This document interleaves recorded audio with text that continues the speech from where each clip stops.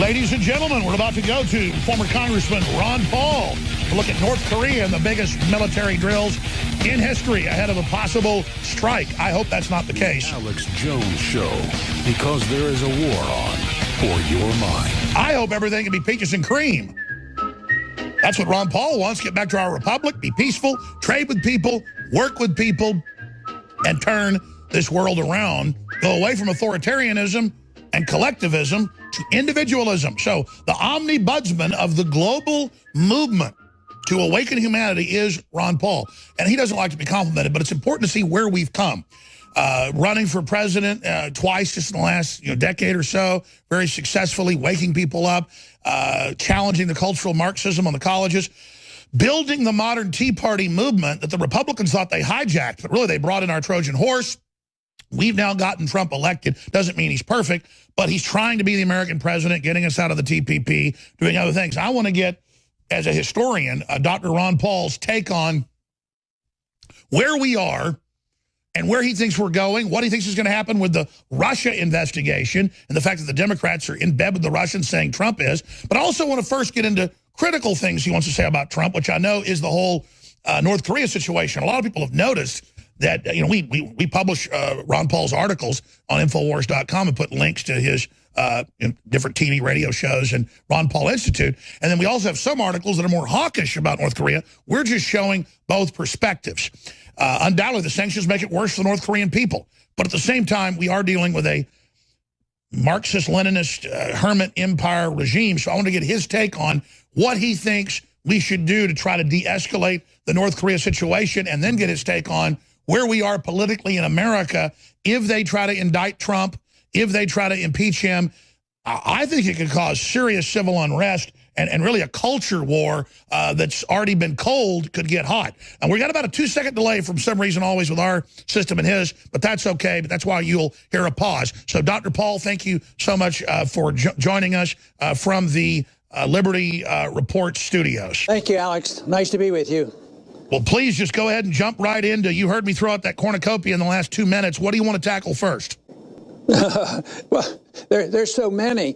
I think the country is in a big mess. And though I'm optimistic on the long run, because I think the philosophy of liberty and libertarianism is on the move and making great strides, but more intellectually than politically. The politics of this country is a mess, and it's epitomized by what's going on between Republicans and Democrats.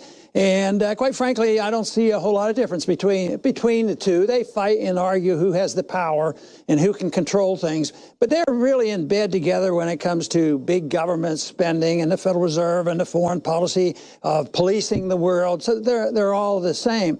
But I think the big thing that we have to face up to, and why they can't get tax bills passed very easily, and if they do, they don't do much, and the spending bills, is because we're flat out broke and we have too much debt, and they don't deal with it. The seriousness of our problems, I don't think there's a way out, but we have to change the philosophy of the country. And that's what my goal is, to change people's attitudes. Right now, there's a large number of people who would like to see the changes and a lot of frustration out there, but there's still a lot of people totally dependent on the welfare system and on the warfare and this policing of the world and the military-industrial complex. And they are very powerful. They are the deep state, and they have a lot to say about what's going on. So even though we hear this noise in Washington, unfortunately, the deep state is our biggest enemy. Let's get into Trump. He's working really well with Senator Paul, your son, right now. He's trying to get the tax cuts. He's trying to stabilize the country. I understand it's a bubble, but it's an American bubble to get us out of the globalist bubble. They want it to implode so they can derail our nationalistic moves. I know Trump's not perfect, but compared to Hillary Clinton, he's trying to return sovereignty. The globalists hate his guts. All over the world, there are movements for countries to self-determine. Whether I totally agree with leaders in Italy or leaders in Austria or leaders in the UK like Nigel Farage, at least they're trying to bring home rule back to the nation state, and that's why existentially I'm supporting Trump so hard. I mean, what's it like for you to be exposing world government for 40 years, sir, and now to see it being admitted and the Federal Reserve being a problem being admitted? There's got to be some satisfaction there, but separately, can you speak then just to the overall battle we're seeing between nationalism and globalism? Well, I'd feel better if our policies really did change. I mean, the appointments to the Federal Reserve, that won't help us.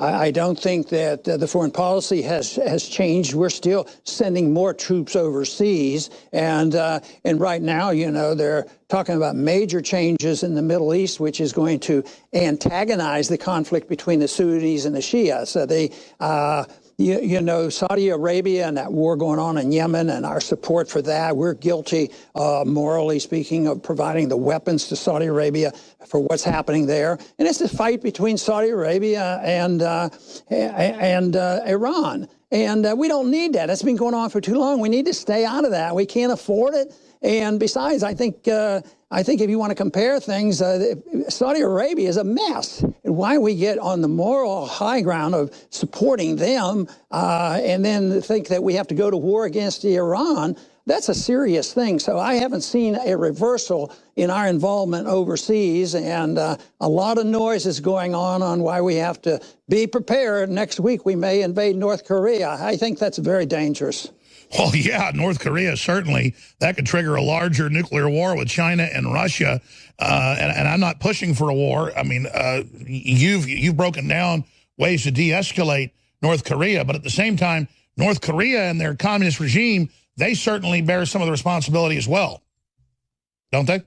Oh, of course they do, but they're nothing. They're zero. You know, that whole thing about the missile they shot the other day, and the news media carried it like crazy. Now they can reach the United States with a nuclear weapon. Well, that was a fizzle. It went up there. It didn't re-enter. They don't have an ability for those weapons to re-enter the atmosphere, and it blew up there. But you never heard anything about that. So I think it's way blown out of proportion to what North Korea can do. South Korea is a lot less concerned and worried about the North Koreans than we are. And I think we ought to encourage the South Koreans to talk to the North Koreans. The North Koreans can't even light up their houses and their system. Their cities are totally black at night. They're third world nations. Yes. And all they do is destroy their people in the middle class by spending more money on weapons. And there's going to be a limit. Eventually, China will quit, subsidizing and taking care of them. But I don't see, as I've said so many times, this whole thing started when I was in high school, under Truman. Going in, who started it? The UN. We listened to the UN, and now we still go to them for resolutions and all. If we were working in our own self-interest, I'll tell you what we would do. We'd have an explanation to South Korea and say, you go talk to them. They're your neighbors. Let Japan help you if necessary, but we're coming home. Now, that would be an American first policy. Well, I know Jimmy Carter tried to do a peace deal, but then the Clintons transferred weapon systems, the ability for them to create the uranium. So, I mean, I would all be about trying to help the North Korean people, but I wonder why the globalist interests in the last 25 years have helped arm North Korea. I mean, the word is they want to use it as a strategic tension in the peninsula and an excuse for U.S. forces to stay in the area. Yeah, and, when the deal with Carter and Clinton, there's a difference between intervention and then helping them. I've argued that we offer only two types of intervention. We'll intervene and they do what we tell them, which some of them don't like it, and North Koreans don't like it. Or if not, we're going to threaten you with violence or we're going to drop bombs on you. Why don't we just say non-interventionism, neither give them help nor bomb them? And this whole thing, these sanctions, they don't work. Look at the foolishness on how we dealt with Cuba. And now we're still, right now this administration wants to undo a little more open policy with the Cuban people. And they're no more close to the Marxist philosophy now. They're much further away than they used to be. Former Congressman Ron Paul, we've got to go to break. We're going to come right back, and I'll ask you more about that. Would you be an envoy if Trump wanted you to go to North Korea? And coming to us live from Houston, in the studios of Phonoscope, former Congressman, medical doctor, great patriot, Ron Paul. You've got the Ron Paul Institute, great place to visit as well, does the Liberty Report, and so much more. Well, in the 9 minutes we have left, I want to cut right to the chase. Finishing up on North Korea.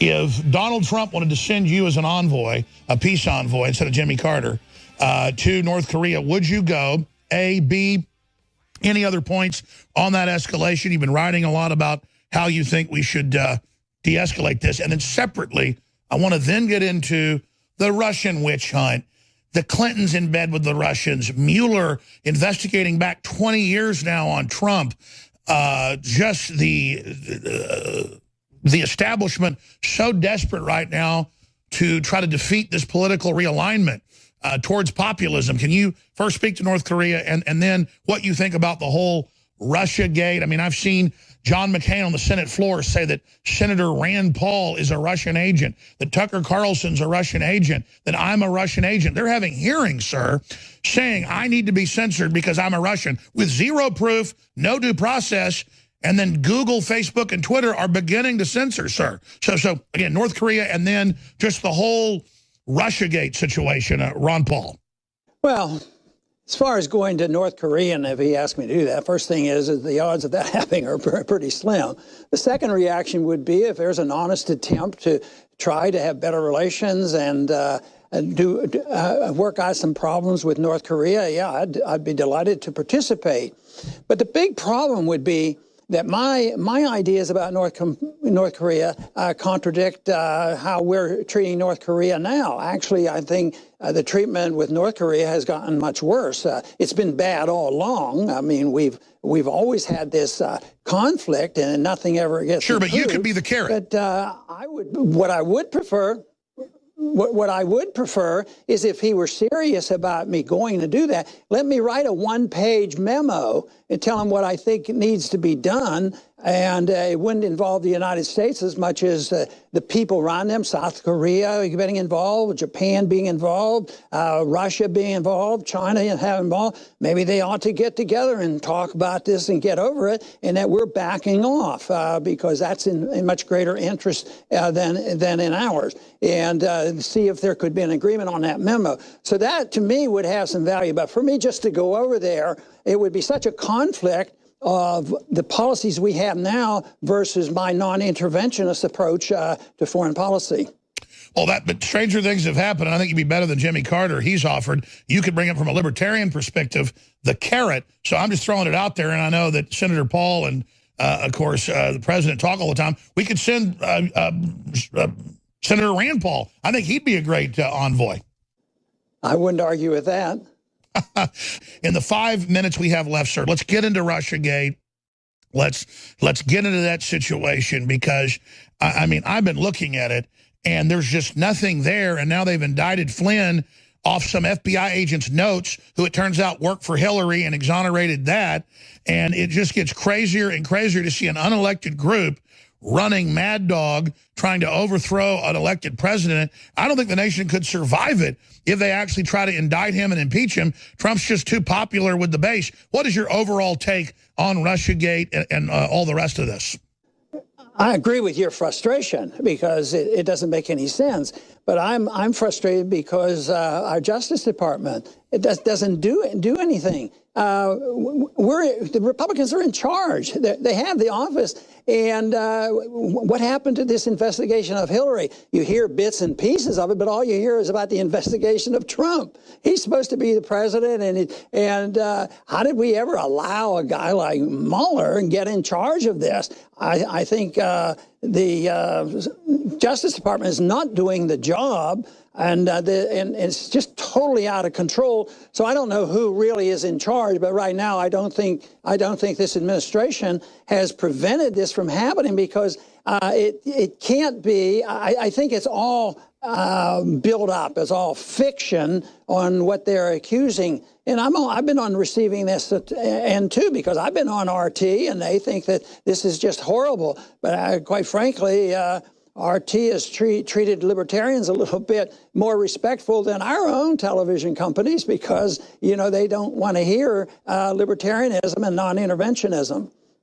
Well, exactly. I mean, if you were an omelet of North Korea, it doesn't mean you're a North Korean. If you go on Japanese TV, you're not in league with the Japanese. If you go on British television, now you've been on British, I've been on British hundreds of times. Doesn't mean I work for the Brits. It's the same craziness. And again, back to the censorship. I mean, they admit massive censorship now. The telecoms are engaged in it. The big internet companies are doing it mainly on libertarians and conservatives and yours truly. And they're using the Russia excuse with no evidence saying, well, we can censor Infowars because because they work with the Russians. And, of course, they've talked about you. They've said, oh, look at the Russian stooge, Ron Paul and Rand Paul and Tucker Carlson. I mean, this is a real witch hunt. A real witch hunt, sir.